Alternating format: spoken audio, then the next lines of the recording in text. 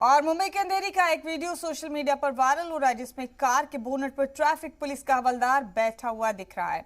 लेकिन इसके पीछे की कहानी क्या है ये भी आपको बता देते हैं। दरअसल कार के बोनट पर बैठे हवलदार ने चेकिंग के लिए गाड़ी को रुकने का इशारा किया था, लेकिन कार सवार रुकने की जगह भागने लगा।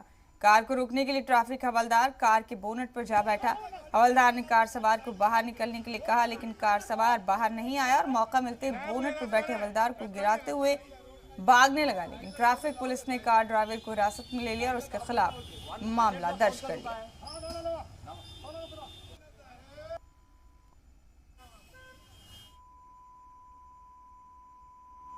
पर बैठा के ले जा रहा है, पहले फोड़ डालो फिर पुलिस गाड़ी के पीछे गाड़ी लो, गाड़ी के पीछे गाड़ी के पीछे गाड़ी